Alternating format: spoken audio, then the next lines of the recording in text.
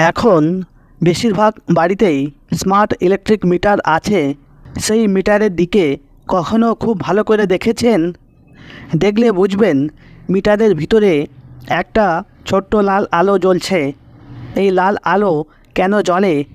এই আলো সারাক্ষণ জ্বলছে, এতে কি বিল ওঠে না? বাস্তবে বিলের টাকার পরিমাণ জানলে মাথা ঘুরে যাবে আপনার। আপনার মিটারটি যে চালু আছে, তা কাজ করছে, সেটার পরিচয় হলো এই লাল আলোটি।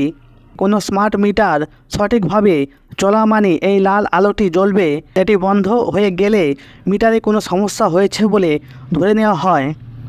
এই ছোট্ট লাল আলো জ্বলার জন্যও বিদ্যুৎ খরচ হয়, আর তা আপনার বিল থেকেই আদায় করে কোম্পানি। বিশেষজ্ঞদের হিসেব জানলে চমকে যাবেন। প্রথমে মনে হতেই পারে কত টাকা, আর কিন্তু জানলে সত্যি অবাক হবেন। বিশেষজ্ঞদের হিসেব বলছে মিটারের ওই লাল আলোর জন্য মাসে 1 ইউনিটের মতো বিদ্যুৎ খরচ হয়, যার গড়পড়তা দাম 8 টাকার আশেপাশে।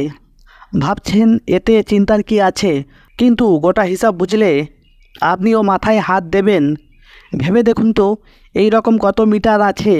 একটা পাড়া, একটা এলাকা যদি ধরা হয়, তাহলে বুঝতে পাচ্ছেন কত টাকা বিনা কারণে দিতে হচ্ছে কোম্পানিকে। কারণ এই মিটার কম বেশি সব বাড়িতেই আছে, আর সবাইকেই এই বিল দিতে হচ্ছে, যার হিসেব দাঁড়ায় প্রায় কয়েক কোটিতে।